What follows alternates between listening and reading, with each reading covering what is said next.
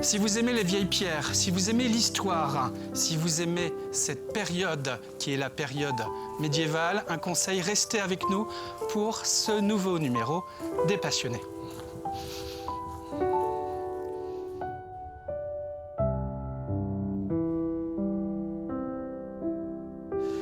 Qui êtes-vous, Frédéric? Je suis Frédéric Paya et nous sommes arrivés à Mortagne il y a 8 ans. Et je suis donc mortagnier maintenant depuis 2015. Et avant d'arriver sur le château de Mortagne, nous avons acquis une maison dans cette ville. J'ai passé d'abord mon enfance et mon adolescence sur la région nantaise, où j'ai développé également une partie de mon activité professionnelle.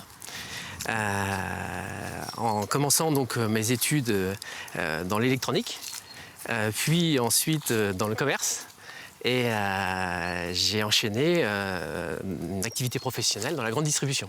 J'ai toujours cherché la passion des choses, et c'est pour ça que j'ai commencé à m'intéresser aux pierres, aux bâtiments très jeune. Et j'avais notamment dit, entre l'âge de 15 et 20 ans, un jour j'achèterai un château. Donc maintenant c'est fait. Comme quoi les rêves se réalisent. Exactement. Des origines vendéennes du côté de maman. Hein. Exactement, exactement. Et également mon père, donc, qui est également d'origine de Mouchamps. Et donc toute ma famille est issue de ce petit village.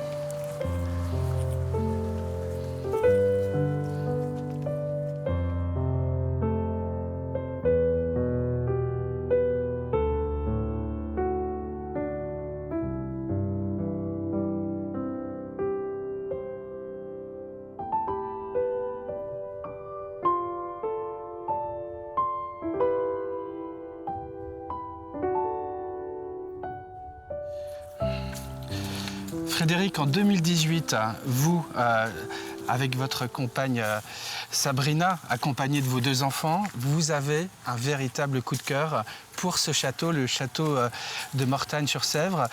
Vous vous rappelez de cette toute première découverte du château? Ah oui. Il y avait eu le cœur qui battait peut-être? En fait, j'avais toujours donc, dans mon esprit cette volonté d'acquérir un château. Et on s'est retrouvés sur le pont qui vous a amené jusqu'au château, là. Et je me suis arrêté devant cette façade.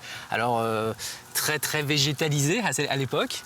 Mais j'ai vu au-delà de ça. Et je me suis arrêté, j'ai dit, ce sera là. Alors, ça l'a fait un petit peu changer de couleur, Sabrina, mais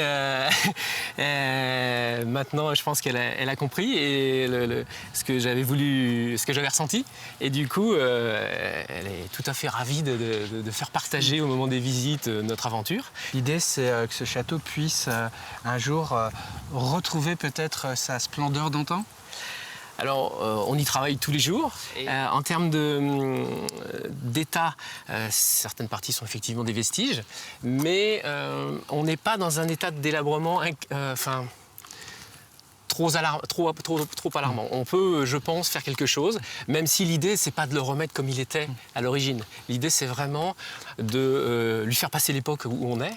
Et moi, je considère qu'il faut y mettre la patte de notre époque.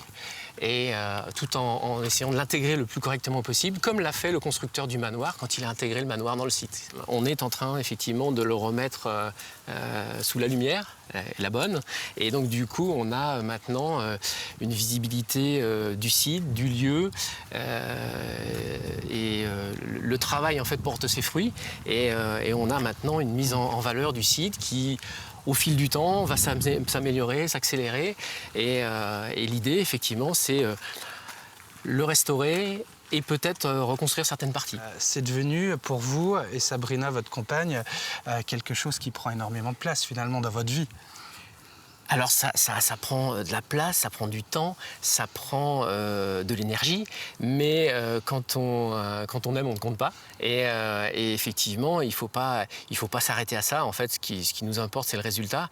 Et beaucoup de gens nous demandent si on n'est pas un peu fou. Et oui, il faut l'être, sinon on ne le fait pas. Et la meilleure récompense, en fait, c'est de voir ce qui a déjà été fait. Il ne faut pas regarder trop ce qu'il y a à faire, sinon ça démotive. Oui. cette énergie, vous l'avez déjà utilisée pour améliorer les extérieurs, hein. Il y a eu beaucoup de travail de défrichage et de débroussaillage. Énormément, énormément. Là, on a fait une estimation, on est à 150 mètres cubes à peu près de végétation réutilisée après dans le paillage, dans des débroussaillages. L'idée, c'est vraiment de mettre certains éléments en valeur et ensuite de retravailler la surface pour qu'elle soit agréable. On a notamment fait des animations maintenant médiévales et on a pu voir que ça s'intégrait très bien donc au travail de végétation qu'on avait fait. Et donc ça, c'est les premiers résultats visibles maintenant. On peut faire profiter et faire partager aux gens le site.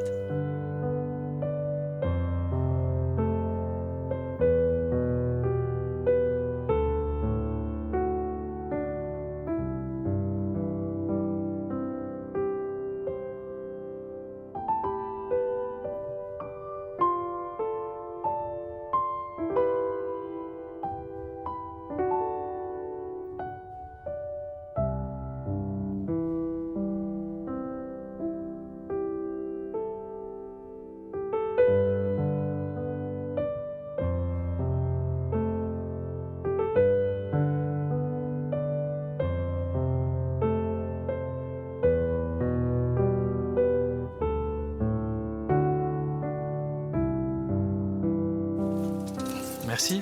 Frédéric, avec Sabrina, vous avez 2 enfants et vous êtes resté dans cette maison dont vous aviez fait l'acquisition il y a quelques années. Donc vous êtes vraiment à proximité. Vous ne vivez pas dans ce château, mais ça pourrait être le cas un de ces jours.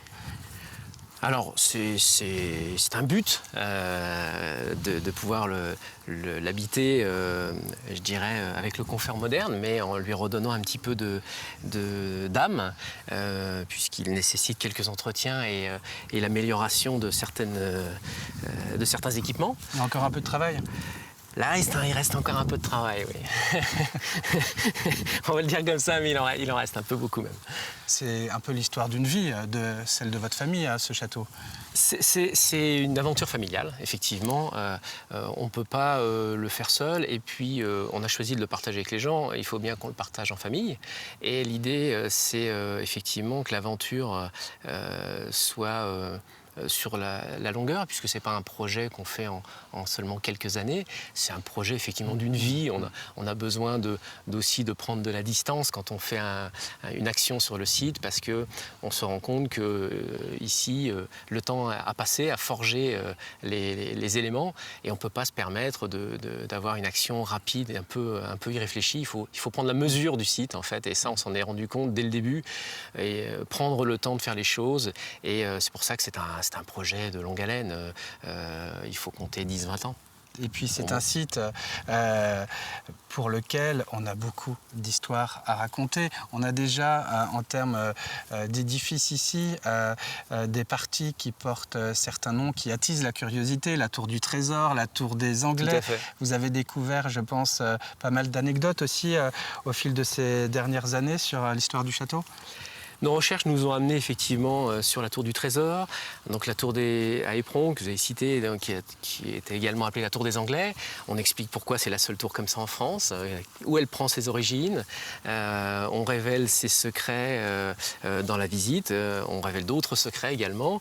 L'idée, c'est de faire partager les découvertes qu'on a faites, et on espère aussi découvrir encore de nouveaux éléments. On a déjà commencé notamment, je peux vous le révéler en avant-première, on est en train de bâtir un 2e circuit.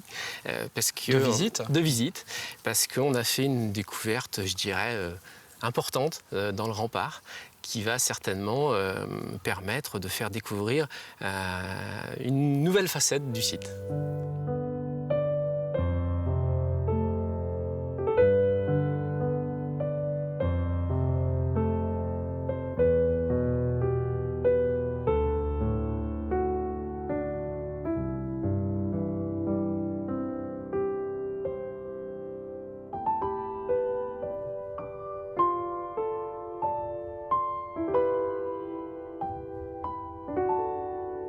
Et Frédéric, voici la fameuse tour du Trésor alors. C'est la tour dite tour du Trésor, avec un trésor dont on dévoile la nature lors de la visite touristique. Alors, certains des enfants sont un peu déçus, les plus grands sont surpris. Donc c'est un trésor particulier. Je laisse il faut venir sur place. Alors, aux téléspectateurs le soin de venir découvrir ce qu'est le trésor. Ce qu'est le trésor de cette tour. Une tour qui est peut-être, vous me l'avez dit, l'élément le plus ancien du château? Alors, dans ses fondements, c'est l'élément le plus ancien du site. 12e siècle? 12e siècle. Et ce qui est passionnant aussi, c'est ces découvertes. Et là, vous êtes en train d'en faire une. Vous avez découvert un escalier dont vous connaissiez l'existence, mais l'idée, c'est de creuser, de voir où il vous mène, hein, c'est ça? On avait le début. On sait qu'en dessous, sous nos pieds, il y a une chambre de tir.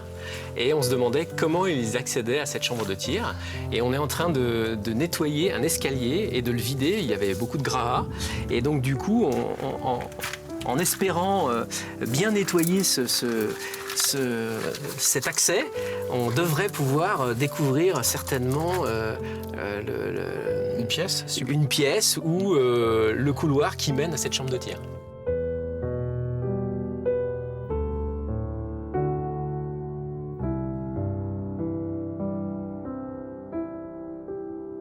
Alors Frédéric, on l'a bien compris, le château de Mortagne-sur-Sèvre, votre château, il se visite, et je crois qu'il se visite toute l'année même. On peut le visiter toute l'année, du 1er janvier au 31 décembre. L'idée, c'était de le rendre vraiment accessible à tous, par tout temps. Même si c'est beaucoup plus agréable comme une journée d'aujourd'hui. Et donc On prend contact avec vous, je crois que vous avez une page Facebook qui est assez riche, où vous donnez l'actualité du château, parce que vous êtes très entrepreneur ici en famille. Il y a beaucoup de choses qui se passent finalement, hein. On est très actifs et on est très volontaire sur cette communication parce que les gens sont en demande, attendent qu'on leur fasse partager et on a même des gens qui viennent le voir tous les ans. Merci de nous avoir fait partager votre passion pour ce château magnifique, voilà, qui a besoin de vos visites, si vous voulez aussi aider cette famille à le faire vivre et à le rendre encore un peu plus populaire dans ce petit coin de Vendée. À bientôt pour un autre numéro des Passionnés.